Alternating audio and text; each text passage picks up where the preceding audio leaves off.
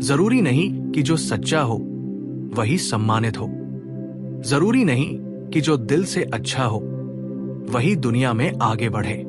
क्योंकि आज की दुनिया उस इंसान की पूजा करती है जो खुद को संभालना जानता है, जो अपने आप को पेश करना जानता है, जो अपने चेहरे पर मुस्कान और दिल में रणनीति रखता है।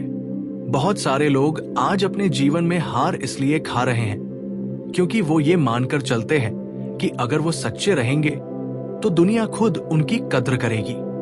लेकिन सच तो ये है कि अगर आप सिर्फ सही होना चाहते हैं और समझदार नहीं बनना चाहते तो ये दुनिया आपको अपनी चाल में फंसा लेगी और आप बिना समझे ही इस खेल से बाहर हो जाएंगे।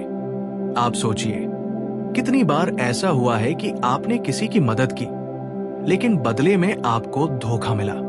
आपने ईमानदारी से किसी के लिए खड़े होने की कोशिश की लेकिन आपकी ही अच्छाई को आपकी कमजोरी बना दिया गया। आपने भरोसा किया लेकिन सामने वाले ने उसी भरोसे का इस्तेमाल आपके खिलाफ किया और फिर आप अपने कमरे में बैठे ये सोचते रह गए कि दुनिया इतनी गलत क्यों है, क्यों लोगों को मेरी सच्चाई नजर नहीं आती। लेकिन सवाल ये नहीं है कि दुनिया गलत क्यों है, सवाल ये है कि क्या आप अब भी इस भ्रम में रहना चाहते हैं कि आपकी अच्छाई ही आपकी ढाल बनेगी। ये जीवन एक रणभूमि है। यहाँ सिर्फ अच्छे इरादों से युद्ध नहीं जीता जाता, यहाँ हथियार भी चाहिए और सबसे बड़ा हथियार है विवेक यानी बुद्धिमत्ता।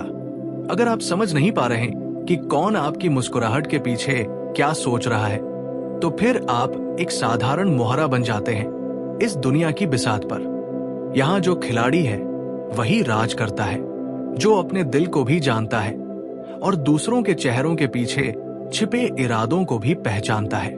पहला पाठ जो हमें सीखना है वो है सिर्फ अच्छा होना काफी नहीं, समझदार बनो। ये मत सोचिए कि आपकी दयालुता ही आपके लिए सब कुछ कर देगी। अगर उस दयालुता के पीछे ताकत नहीं है तो वो दयालुता आपको सिर्फ इस्तेमाल होने का मौका देती है। दुनिया ऐसे लोगों की इज्जत नहीं करती जो खुद को बचाना नहीं जानते। दुनिया उन लोगों को सम्मान देती है जो सही समय पर सही निर्णय लेते हैं। कभी सामने आना तो कभी छाया में छुप जाना, कभी मुस्कुराना तो कभी दांत दिखाना। ये रणनीति है, ये चालाकी नहीं बल्कि समझदारी है। दूसरा बिंदु जो हमें समझना होगा वो है भोलेपन और अच्छाई में फर्क समझो। देखिए, अच्छा होना एक गुण है लेकिन भोला होना एक दोष बन सकता है अगर आप ये सोचे कि हर कोई आपके जैसे ही सोचता है। कई बार लोग आपके चेहरे की मासूमियत देखकर ही आपको अपना निशाना बना लेते हैं। वो जानते हैं कि आप टकराव से डरते हैं, वो समझते हैं कि आप अस्वीकार किए जाने से घबराते हैं और यही डर आपका सबसे बड़ा शत्रु बन जाता है। इसलिए जरूरी है कि आप अच्छे बने रहें लेकिन उस अच्छाई में होश भी शामिल हो। दुनिया आज उन लोगों को याद रखती है जो जानकार हैं, जो लोगों को पढ़ना जानते हैं, जो जान लेते हैं कि किससे क्या और कितना साझा करना है। तीसरा और सबसे गहरा बिंदु है दयालुता की असली कीमत तभी है जब उसके पीछे शक्ति हो।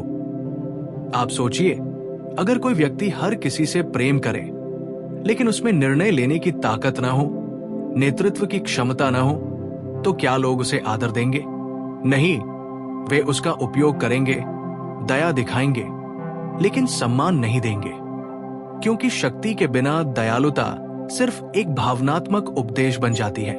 दया की असली कीमत तभी है जब सामने वाला महसूस करे कि आप उसे क्षमा इसलिए कर रहे हैं क्योंकि आप में उसे मिटा देने की ताकत है, लेकिन आप उसे छोड़ने का चुनाव कर रहे हैं। आज की युवा पीढ़ी प्यार की तलाश में, स्वीकार किए जाने की लालसा में खुद को इतना खोल देती है कि उनके पास कोई रक्षा नहीं बचती।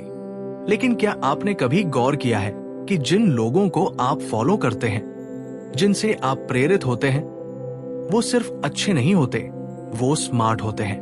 वो अपनी छवि को समझते हैं, अपने शब्दों को तोलते हैं, अपने इरादों को प्रकट करने से पहले 100 बार सोचते हैं। वो जानते हैं कि इस दुनिया में लोग सच्चाई से ज्यादा उसकी छवि पर भरोसा करते हैं जो खुद को नियंत्रण में दिखाता है। अब ये मत सोचिए कि ये बातें आपको क्रूर बनने को कह रही है। नहीं, ये बातें आपको चतुर और विवेकशील बनने को कह रही है, ताकि जब आप अच्छाई करें तो लोग आपकी ताकत को महसूस करें, न कि आपकी मासूमियत का लाभ उठाएं। ताकत सिर्फ बाहरी प्रदर्शन नहीं होती, ताकत है आत्मनियंत्रण, निर्णय लेने की क्षमता, सही और गलत के बीच का संतुलन। और उस संतुलन को पकड़ना ही जीवन की सबसे बड़ी कला है। आपको अब यह तय करना है कि आप अपने गुणों को अपनी कमजोरी बनने देंगे या उन्हें अपनी ताकत बनाएंगे। आप सोचिए, आप खुद को कितना जानते हैं? क्या आप ये जानते हैं कि आपकी अच्छाई कब आपको गिरा रही है? क्या आप ये पहचान सकते हैं कि कौन आपके आसपास केवल लाभ उठाने के लिए है और कौन आपके आत्मबल को देखकर आपके पास आता है?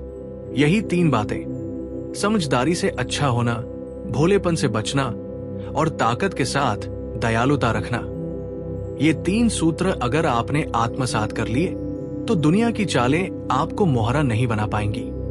आप उस खिलाड़ी बनेंगे जो ना केवल अपने लिए बल्कि दूसरों के लिए भी एक प्रेरणा बन जाएगा। अब अगली बार जब आप किसी को माफ करें तो ये याद रखें, आप इसलिए माफ कर रहे हैं क्योंकि आप ताकतवर हैं, न कि इसलिए क्योंकि आप कमजोर हैं। और अंत में बस इतना कहूंगा, अपनी अच्छाई को तलवार बनाओ, ढाल मत। तभी लोग तुम्हारी दया को मजबूरी नहीं, ताकत समझेंगे। और यही वो रास्ता है जिस पर चलकर आप न सिर्फ इस दुनिया में बचेंगे बल्कि सम्मान के साथ जिएंगे। बहुत लोग जीवन की सबसे बड़ी गलती यही करते हैं कि वे सोचते हैं, अगर मेरा इरादा साफ है तो मुझे सफाई देने की जरूरत नहीं। लेकिन सच्चाई यह है कि आज की दुनिया में सिर्फ इरादे नहीं चलते, यहां आपकी छवि, आपकी भाषा, आपका आत्मनियंत्रण और आपकी समझ भी उतनी ही अहम है। इसलिए आज हम उस यात्रा के अगले 4 पड़ावों की बात करेंगे। वो 4 बातें जो अगर आपने समझ ली तो आपका जीवन केवल एक अच्छा जीवन नहीं बल्कि एक प्रभावशाली जीवन बन जाएगा। चौथा बिंदु है, अपने चेहरे को पढ़ना सीखो ताकि कोई और उसे इस्तेमाल न कर सके। आपका चेहरा वो आईना है जिसमें आपकी भावनाएं सबसे पहले दिखती है। जब आप दुखी होते हैं वो आपकी आंखों में आता है।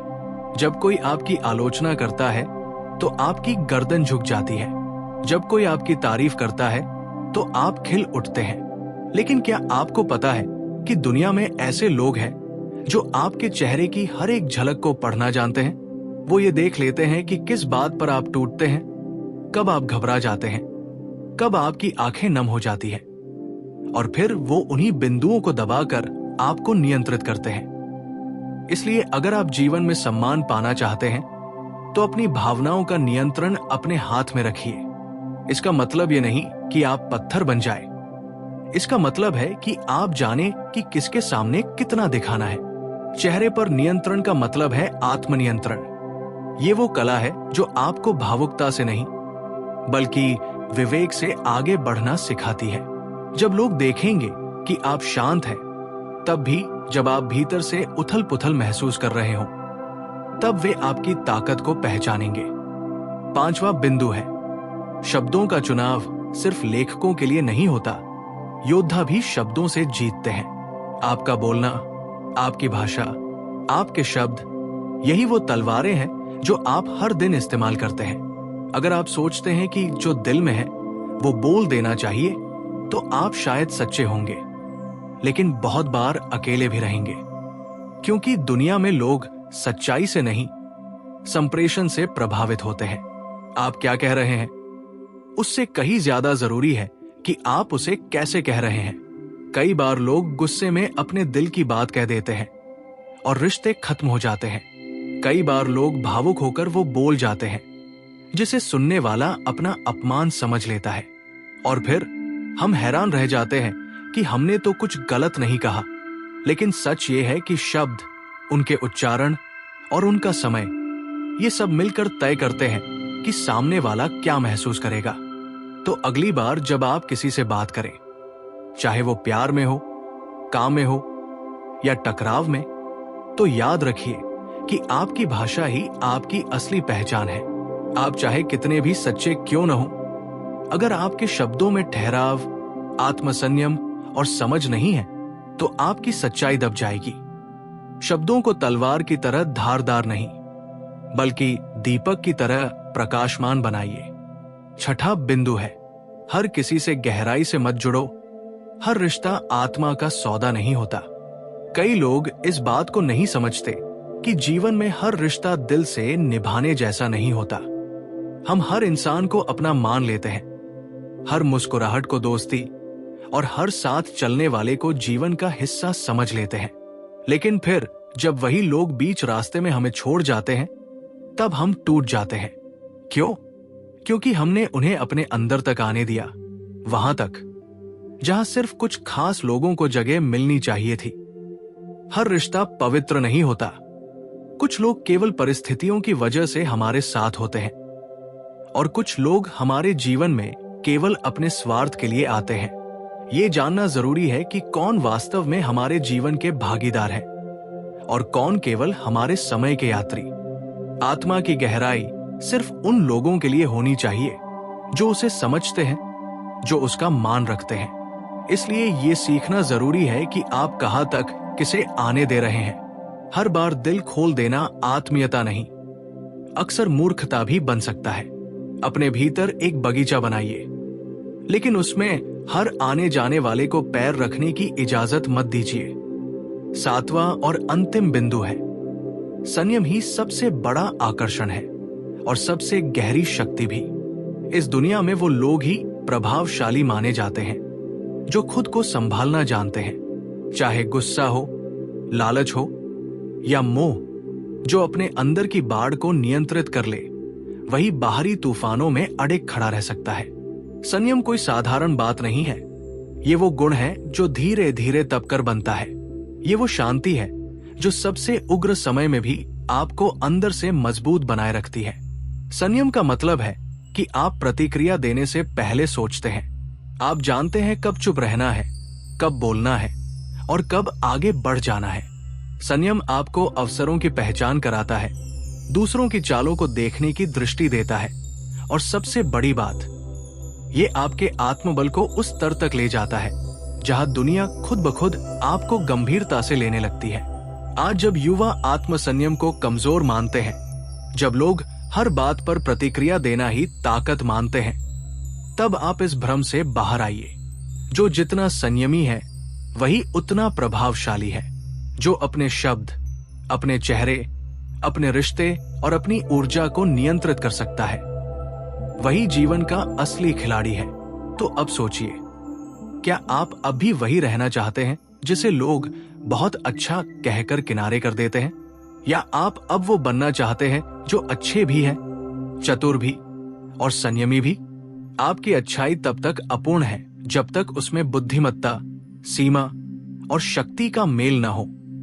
अब से अपने जीवन को एक रण समझिए जहां हर कदम सोच समझ कर रखना है, अपने दिल को भी समझना है और दुनिया के इरादों को भी पहचानना है। यही वो मार्ग है जहां आपकी अच्छाई आपकी सबसे बड़ी ताकत बन जाएगी, न कि आपकी कमजोरी। याद रखिए, ये जीवन युद्ध का मैदान है और आप एक योद्धा है। योद्धा केवल तलवार से नहीं जीतता, वो अपनी समझ, अपने शब्द, अपने संयम और अपने आत्मबल से जीतता है। और अगर आपने ये 7 बातें अपने जीवन में उतार ली, तो फिर कोई ताकत नहीं जो आपको गिरा सके। आप तब सिर्फ जीवित नहीं रहेंगे, आप उदाहरण बन जाएंगे।